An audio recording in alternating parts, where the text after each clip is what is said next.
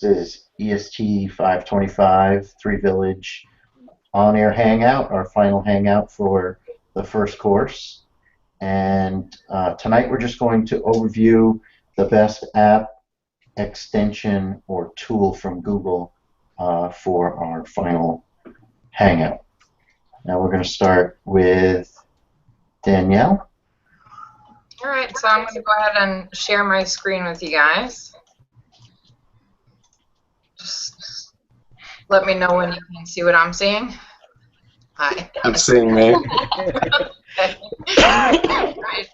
right, so I'm going to go ahead and minimize this and just bring up my work Google, if that's okay. So you guys should be seeing my work drive right about now. Yeah, you can all see it? Yep. All right, so I just wanted to talk to you guys about Flubaroo, an awesome extension that I use quite frequently in class. Really, really easy tool to use to help grade.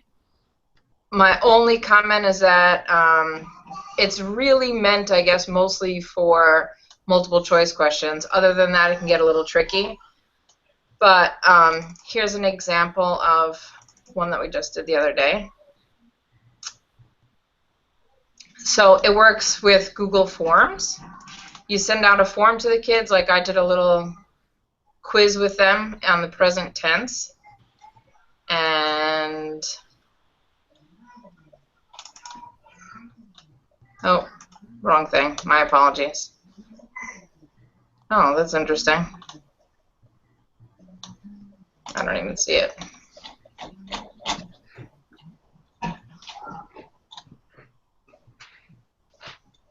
Hello. That's interesting. It was not here. Do you remember the name of the file, Danielle? Yeah, I could search for it. Yeah. Here, If you want, I'll just use a different one. It's fine. I'm doing forms. If you want, I can just talk about forms and then lead into your Flubaroo. Well, while you try to find your results. Or not, whatever. Should be here. It's very slow. Oh, here we go. Okay. So this was a little homework assignment I gave them on the present tense. It was a Google form. I'll let you see what it looks like by the live form. So they just had to multiple choice, choose the right conjugation of the verb, gave them a few questions. Here it got a little trickier because it was, like I said, fill in the blanks, not multiple choice. So you kind of have to anticipate the mistakes that your students are going to make. Not impossible, but can be tricky. And of course, I'm sure when you do Google Forms, you can explain that you can put more than one answer there, which will help with Flubaroo. So then you go back to your drive, and it collects your responses for you in Google Sheets. Can you guys see the responses? Yeah. And then if you click on add-ons, if you don't already have it, you can go, several ways. You can go to the Chrome Web Store, you can go to settings, get more, get add-ons. I already have it, of course. So you should see Flubaroo, and then it'll say launch. And I'm going to hit regrade assignment so you can kind of see what it looks like once you regrade or once you grade an assignment. There's a couple of steps that you have to follow. They're very self-explanatory. The only thing you want to watch out for is that somewhere in your Google form you have a place for them to put their name. And it'll, you can see it right here where it says username. From the little drop-down menu, you would choose, this is the one that's going to identify the student so it doesn't get graded. And that's about it as far as you can also change the points, the point value. Of course, it was just a simple homework, so made them 1 point each. Click continue. You should fill out the form yourself so that you could use that one. Sorry about the names. You could use that one as your answer key. So Cardi, that's me. You can just pick whatever one you want to use as the answer key. Continue. And then it grades your assignments for you, and it collects all the grades. Don't mind my kids' score. It's pretty embarrassing, but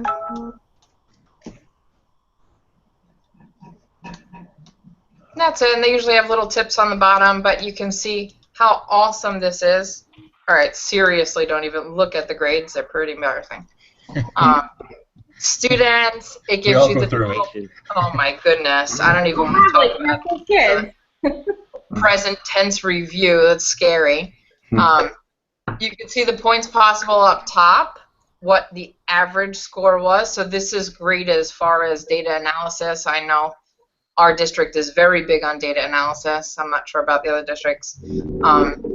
You can see here are all your questions that lined up on the bottoms, what percentage of kids got which questions right. So you can also tell, like, all right, maybe that was just too difficult for these guys, and reevaluate the question.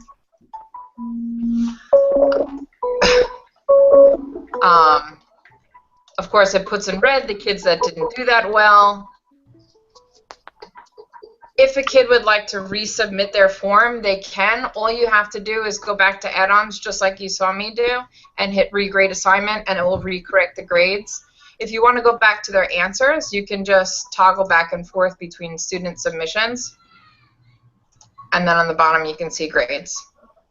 So super easy, really great to use with multiple choice. It does get a little more complicated. You can see with the fill in the blanks. You have to kind of anticipate the mistakes that the kids are going to make and put 2 answers in your Google form. And that's about it. Danielle, I had a question. Yeah. Sorry to put you on the spot. Oh God. No. When, Go ahead. when you have the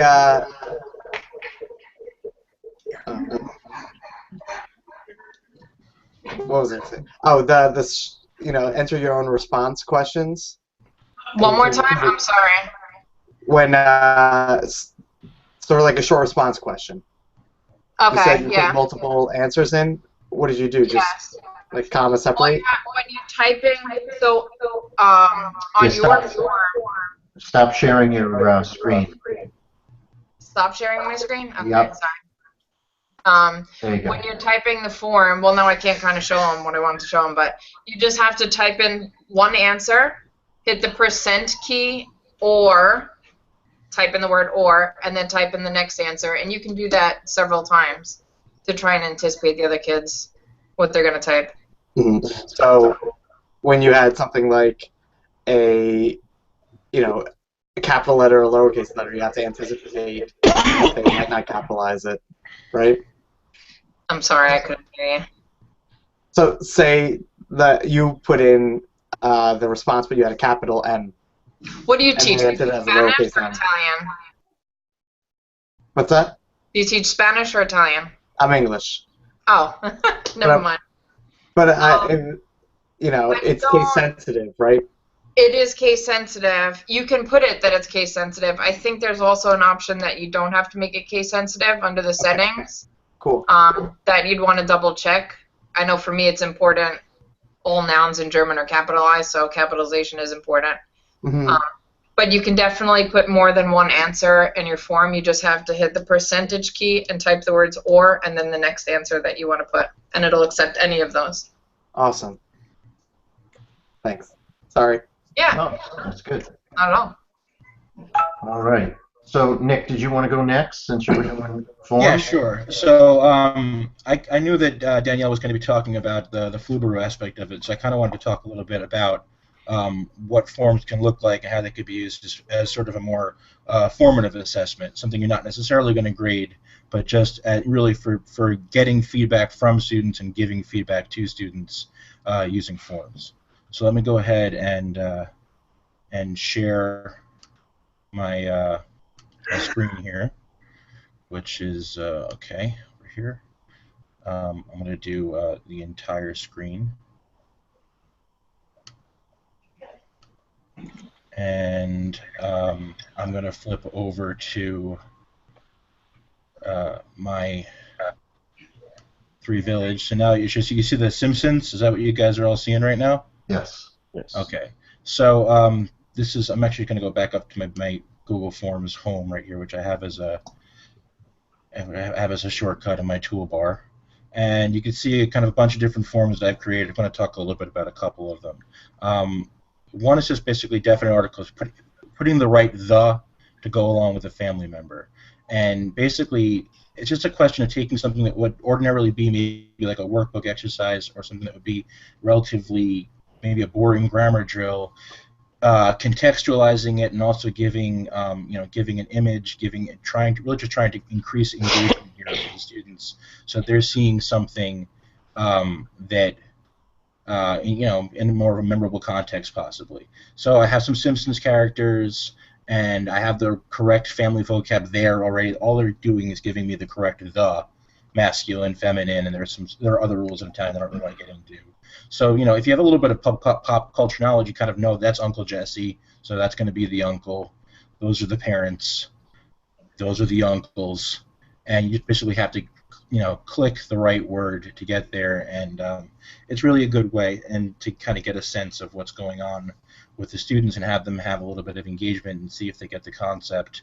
And it's also reinforcing vocabulary. So basically, we're assessing and teaching at the exact same time. So what does it look like on the other end when I go to a form? If I look at responses, one of my favorite things about this is the pie chart that it creates for multiple choice answers, because this is something that I will share with my class on the smartboard, and where I could basically just talk through their answers. And it's just a pie chart, so there's no embarrassment for the kid who did this. There's no, it's really completely eliminated. It's basically, this is where we are, this is how well we're getting it. I get immediate chance of what I need to talk about a little bit more. The kids who maybe got it and think it's really easy, they can see visual evidence of why I'm wasting their time talking about it still. All of those things are really, really good aspects of things you can do. Other types of forms that you can do, they're not multiple choice. One that I thought was really fun, there's the form that basically rates things 1 out of 5. I use that as a chronological order. So even though this basically would normally be a survey tool, give this thing a rating of 1 to 5. 5 being highly agree, 1 being don't agree at all. Well, rather than doing that, I just have events from a film that we saw, and a list of 5 different events and number them, as to see how well they were paying attention. And put them in order of 1 to 5, and I can get a sense of who was paying attention, how well they were paying attention, and then when I get into if I go to the spreadsheet, I can actually see who responded in what way.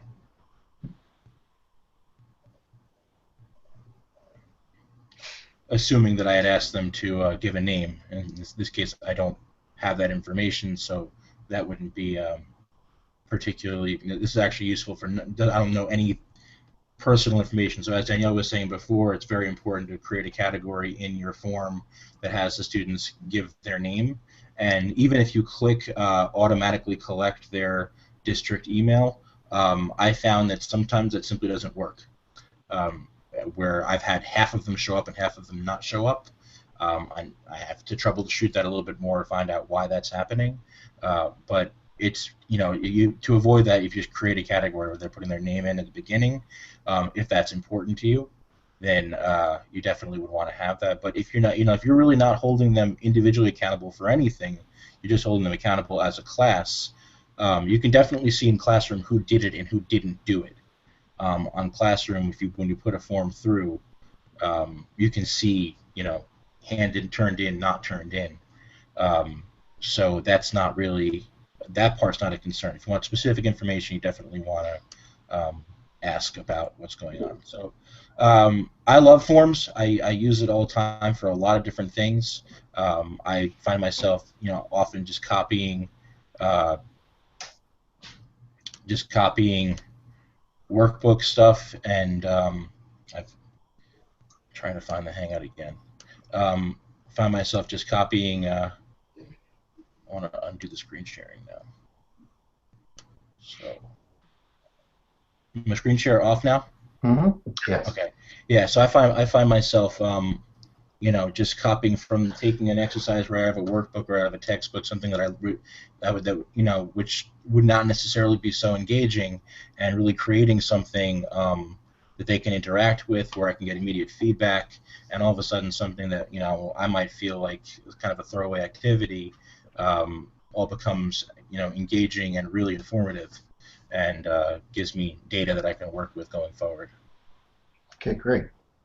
Any questions, guys? Nick, you doing those assessments in class actually while you're helping other students? So it depends on what assessment it might be. I actually have one where literally I just have A, B, A, B, A, B is the answer. It's all this 1 through 5, A, B, A, B, and they have a paper sheet in front of them, or it's just a listening where I actually give the prompt, and then it's A, B, which is a logical conclusion, where I'm basically speaking to them in class, and they have a device out, and they're clicking A and B in the form, and I have immediate feedback on their listening.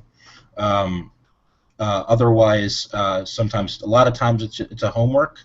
Okay. A lot of times, I'd use it to check in if I have like an exit ticket at the end, because the bring your own device isn't really fully operational yet, where some kids have things, some kids don't, some kids are on the wireless, some kids aren't. So basically what I say now is I'll put a question on the board, or I'll put something, this is going to be in your form later, this worksheet's going to be on the form later. If you want to go to it right now, go ahead and do it.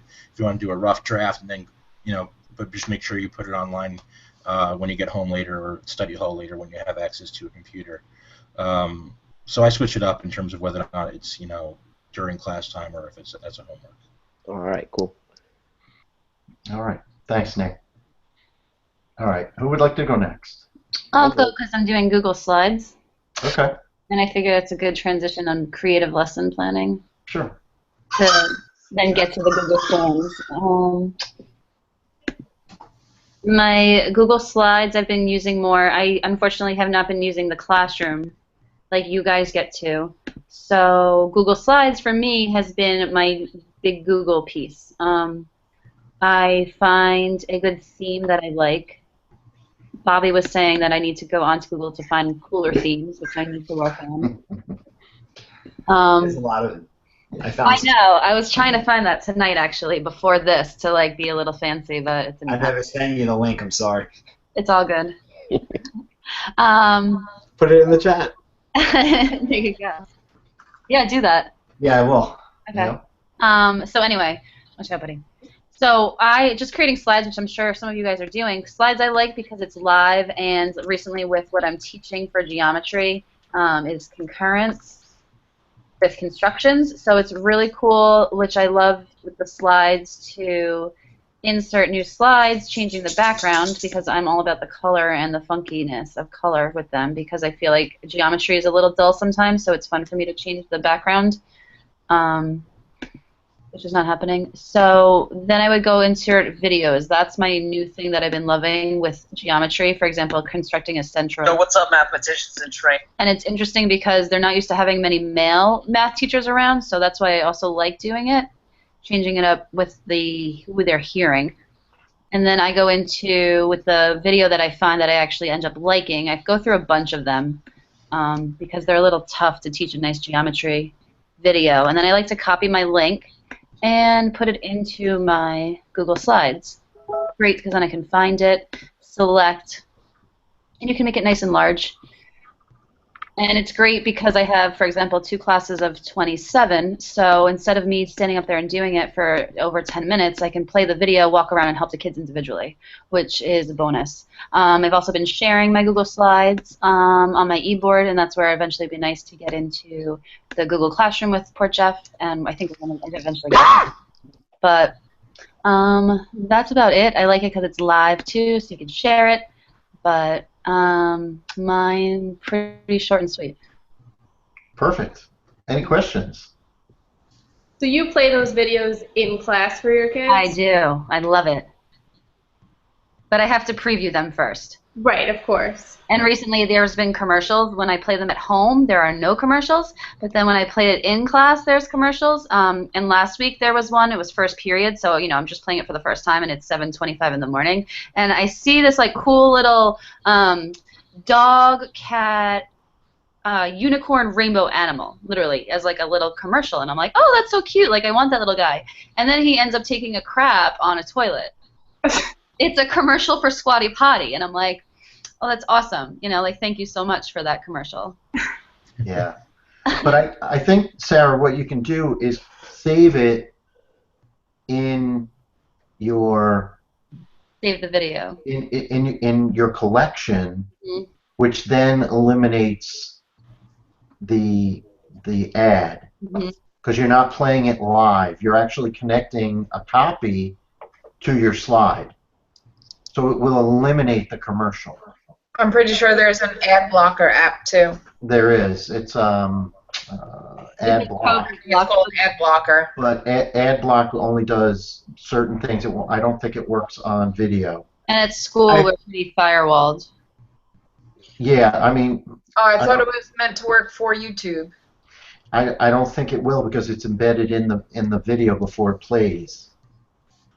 So and educational Google Apps for Education is a little different than the regular YouTube. So what you see at home, while it's the same video, there are different protocols for the school. So it is a little different. I mean, it depends on how they have the filter set up for YouTube in your school. Like ours just got opened up, but not everything. Kids can't get everything. Only stuff that doesn't have certain criteria in it based on the filter. So you'd have to check with them. There's restricted mode too. That might, I know it blocks certain videos. It might get rid of the ads. Yeah, I'm not sure. And I threw a link in the chat. It's called ViewPure, Mm-hmm. and it you copy and paste YouTube links there, and it gets rid of the stuff on the side and any advertisements. Right, that's true. But then you can't. I don't know if you could embed that into a slide, because you can only currently do Google or YouTube videos, and so any outside video, even if it's in your drive, you can't upload onto a slide. Yeah, it's a problem for us poor educators who are trying to use, what's out there that's really good, and then they put an ad on it, or they have some video running on the side for advertisement for some, the inappropriate thing. You lose your class. It's happened a lot to me, so I know. Unfortunately. I'm just on the web store right now, and it is called AdBlock for YouTube. I know what you're saying about embedding the video, but if you're like in class and just playing it, you can add that app from the web store. So that's a new one. I just knew about AdBlock. Yeah. Mm-hmm. Yep. Okay. Good. It's good to know. All right. Thanks, Sarah. Mm-hmm. All right. Who's next? I'm up. All right. Go ahead, Ed.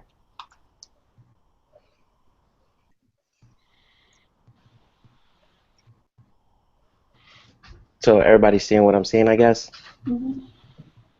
All right. So I chose to do my project on Google Maps, and I've been working with this for a little while, working with the students. So it's pretty cool. So I just give a quick rundown. So let's say I'm just going to search. I'm looking, like let's say I'm on vacation. I go to Florida, and I want to look for or I'm planning a trip. I say hotels, in I'm gonna do Puerto Rico. And you get all this information that loads up. So the key information is that you have all like the information about the hotel, the name, a link, you get reviews and everything in the side panel. And then if you look here, every dot represents, one of the hotels. So if I click on one of the hotels, it'll put an icon, and it gives me more of the specific information for that hotel with reviews and everything for everybody. So another thing I liked was with this app is the carousel. So if I click down here in the right-hand corner, It shows images related to the hotel. And if you notice, there's a line that'll take you right to that area of the hotel. So it's more than just, it's more than just, seeing where the location is. It gives you, and if I zoom in, it kind of pinpoints more or less where the photo was taken. And the carousel is basically from all the users of Google that have uploaded their information and all different places. So a nice thing that you could save it here. You can search nearby. So if I was looking for, if I click on nearby, it gives me the option just to search restaurants. And I can just search restaurants, and then those come up. And you can see all the restaurants in the area, and they give you different price ranges, so on and so forth. So me applying this to the classroom, I'm just going to skip some of the stuff because it would be a little long. I did create a presentation and sent it to Bill. If anybody wants it, I can send it to you. So what I do with my kids is we do a travel unit, and I found that at work people are always asking me, oh, I'm going to Puerto Rico, where should I stay? So what I did was I created a map of Puerto Rico because my family's from there, so I kind of know all the nice places to go to and places to stay away from. So what I did was I always start the kids with this project, and they can search a place. So, and then add it to their map and create their own custom map. So here in San Juan, I added the airport. So I put a picture of the airport, and I had some basic information, and I even added a phone number, but I don't know what happened to it here. And you can add pictures to the airport. So that's one airport. This is my favorite hotel that I stay at, and you can put this information, and then there's a link to it, and you can click over to that resort, and it'll take you there. The rainforest, I've done a lot of photography here. And so I actually wrote this one in Spanish. I was doing this for my 9th graders. I want them to start doing their projects more in Spanish. So, and then I embedded a video, and you can play the video, and it plays right on the map, which was pretty cool. I mean, this was an advertisement, but this one's from the Travel Channel, and it actually goes through into, I just want to let the advertisement pass by. And it talks about the rainforest. You can identify all your icons, change all your icons. Here I added a bioluminescent bay. This one's pretty cool for kayaking at night, and it's got some great stuff. Here's a restaurant, and it gives you the menu, typical location, and I've added all this information personally. So that's just my basic take on Google Maps. It's great. I'm glad that you shared it with me because I remember visiting there, and we walked to, try to find some restaurant, and I think we found every bad restaurant there was. And then I'm looking at your map, and I see Quiznos, the Cheesecake Factory, Subway. I didn't find any of those. Well, it depends on what area you're in too. Like if you look like here in San Juan, like Yeah. this area is so touristy. There's Wendy's, there's McDonald's, there's everything there. But like if you're looking for that, more authentic food, I think I have one on my map here. I went to such a good place of ethnic food last New Year or December. I went to Puerto Rico. I went to I stayed at the Continental. Yes. Yeah, and it was right down the road. It was ridiculous. It was by like bird fighting was right there too, but the restaurant was ridiculous. Well, this truck right here, the El Churi truck, the food truck, he has great authentic food. It was on the Travel Channel, and I can't think of the guy's name right now. That he does the food challenge, Man versus Food. I can't think of his name, but he reviewed the truck, and the food was great there, and everybody liked it. So I just let it. Yeah, Adam Richmond. Yeah. Yeah, that's it. That's great. So so like even like the kids, what's nice about the map is you could even download the map. Like you could look at my map, download it to your phone, and it works offline, and it'll track where you at. I was reading that with the Google Maps that it actually tracks you. You can work everything offline. So I have emailed it to people, shared it with them, and they've gone to some of the places that I put on the map. And if they find a place, they tell me, and then I add it to the map. Yeah, it's great. It's a great way to share. It's great for a interactive field trip too. You actually have to walk through a city and follow. Yeah, the Pegman feature. No, but I mean, if you actually were there with a device, you Yeah. follow through and walk through stuff with that. I've actually been, responding to it, adding your own picture once you're there. Oh yeah. I mean, I have a lot of the photos, and I haven't had a chance to actually put my stuff in. Yeah, I'm talking about like a utopian field trip.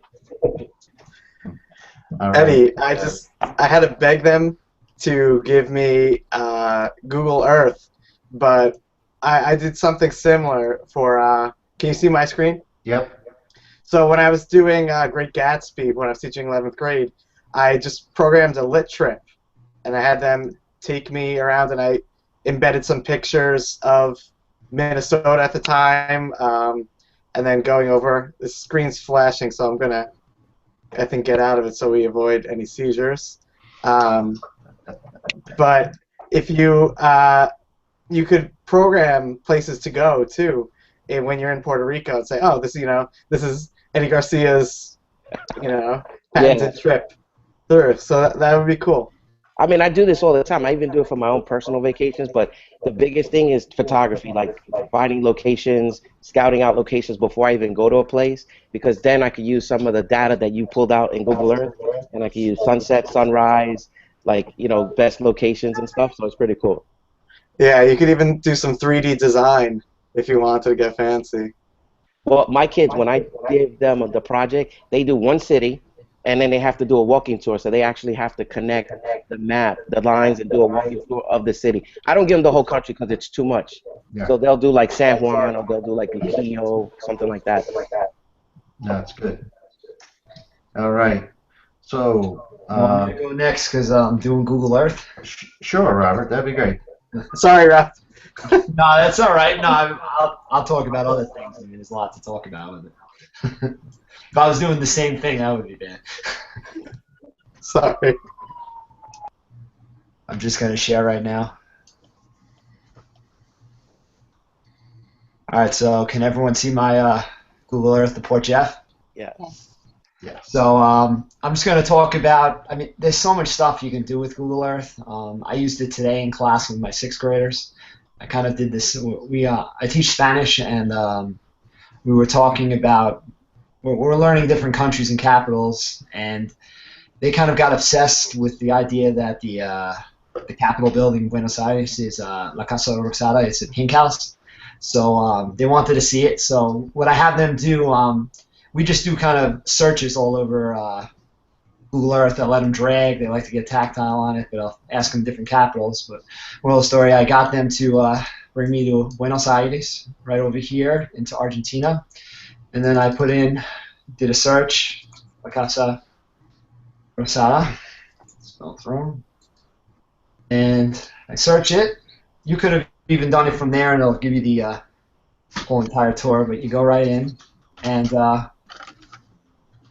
so I give them the overview first, and everything's basically 3D. I mean, I've been using Google Earth for years, and the imagery is just getting incredible, actually. It looks like it's basically realistic. But I like to do the street view, so I just drag the person where I want to go. I'm going to drop it right in front of the Casa Rosada. And it'll just take a second to load. But it should look straight. Let me try to get the other way. It's still loading. Unfortunately, it's so much detail, it takes a while at times. But when it comes out, hopefully it's coming out now. But you're going to see it looks like you're actually there because thanks to Google, they basically took a tour and cameraed everything in the world, so you can see the detail. Unfortunately, it's not coming into the detail that I want here, but I'm just going to take it off the street view. But I was looking at it before, and it was like visuals like you can see perfectly there. So like I said, I have the students go around the room. Basically, one at a time, they can choose a different country or capital, show us where it is on the map.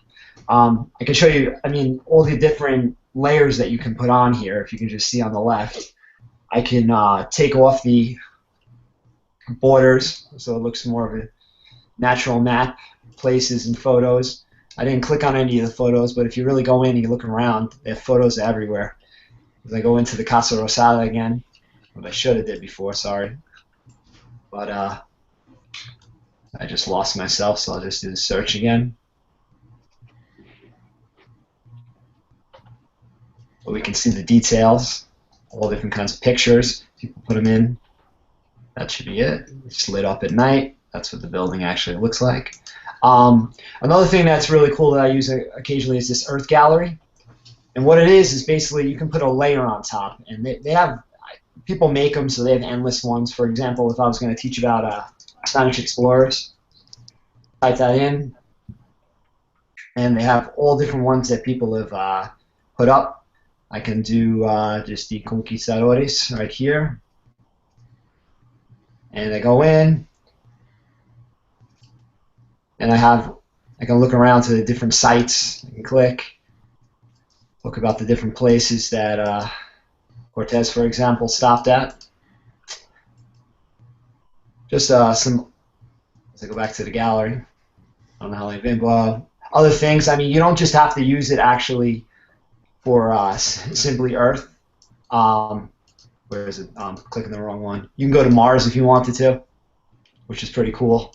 You can go to the moon, and that's the same kind of imagery. So there's a lot of different applications of it, and like we were talking about the sunrise and sunset.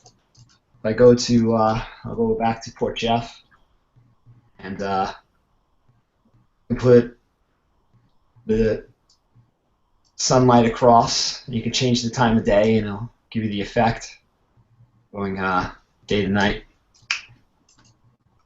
I mean, that's really it. I can talk about other things, but No, that's good. That's good. It has a million applications. I know it's kind of overwhelming to where to go to actually. Yeah, it is. What you not. It's crazy. No, That's the one they use for the Santa tracker, right? For the kids. What? Isn't that the one they use for the Santa tracker? No, that one's from the Air Force.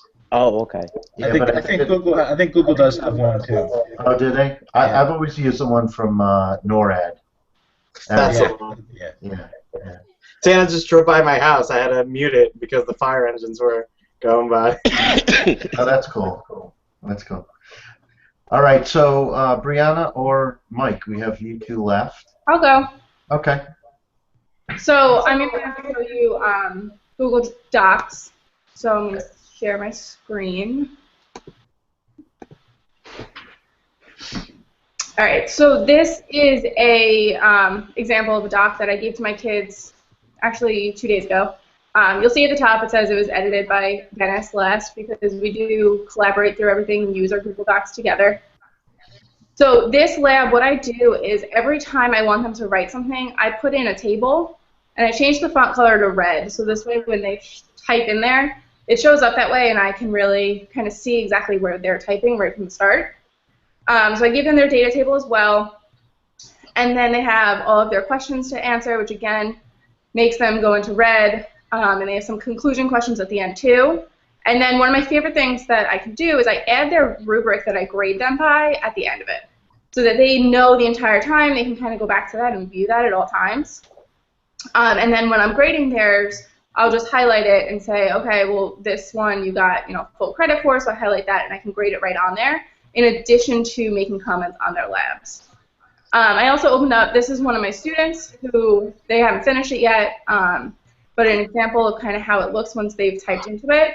So you can see she's typing it in red, and it kind of makes things easy to pop out. And then she actually inserted a picture here instead of using the draw tool, which I told them was fine. But she did edit it a little bit, adding in some other stuff. And again, she has all of her stuff kind of right there, which makes things nice. So I can comment on things, and then I can also just go down to the bottom to start grading it as well, which is one of my favorite things about kind of how I've used Google Docs within my classroom. So all their labs are done through Google Docs, and I'm able to be on it at the same time as them as well, which is nice too, because I can, comment to them and see where they're stuck, even when I'm kind of across the room from them within the classroom as well. That's great. So do they have Chromebooks then with you? How do they have it, or they use their phones? I have 15 Chromebooks. Another physics teacher has 15 Chromebooks, and then Dennis has a class set, so I'm able to share I have throughout the classes that I have it, just because it worked out schedule-wise this year. Don't know if that will happen next year, but for now, nicely. Brianna, did you ever try and use Kubrick?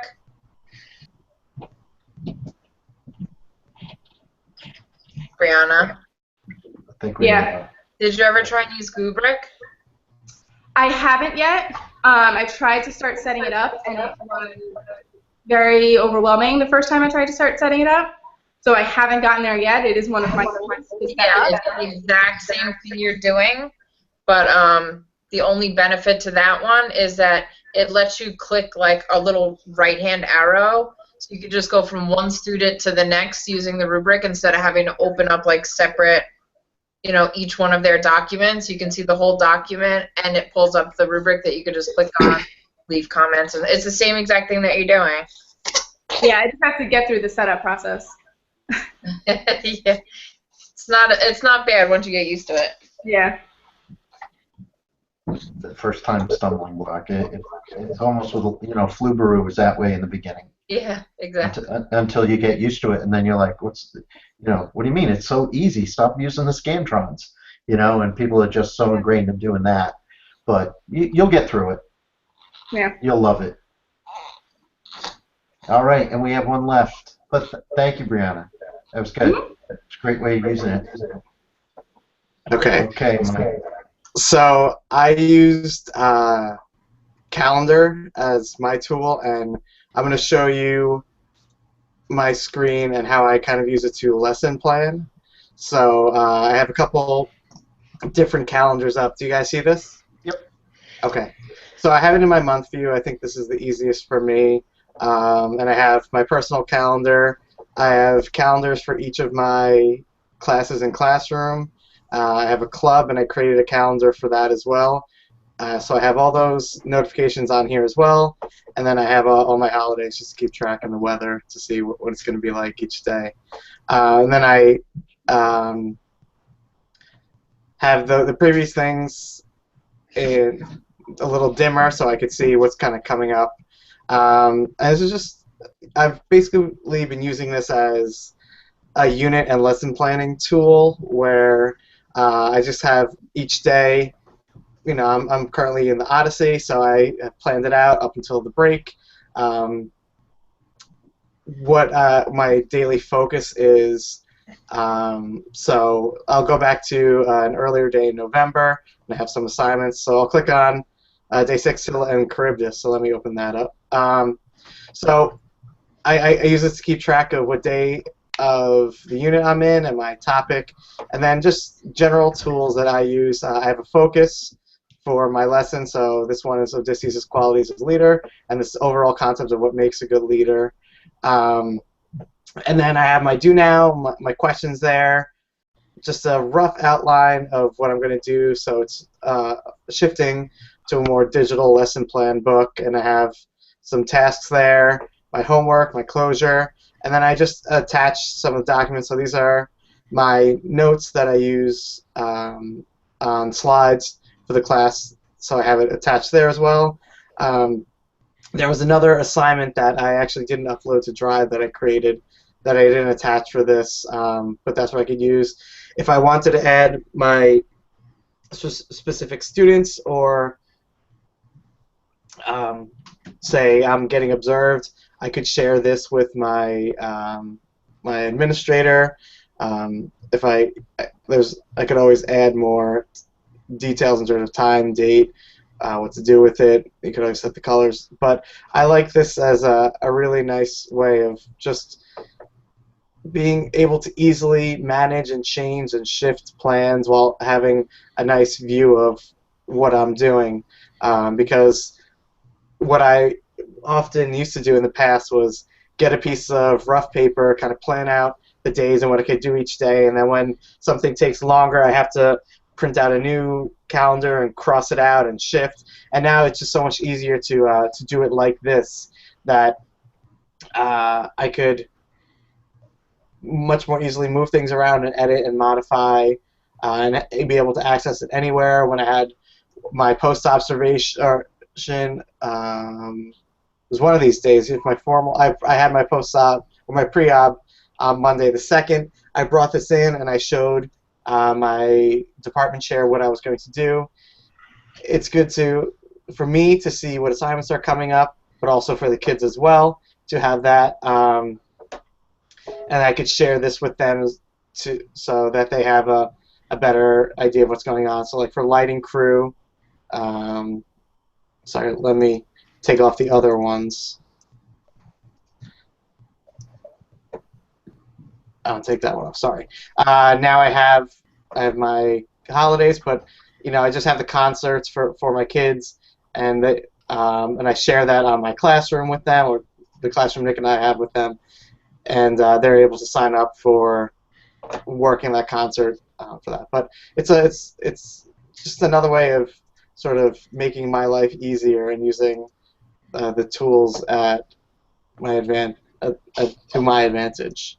So that is it for me for a calendar. Good. Thank you.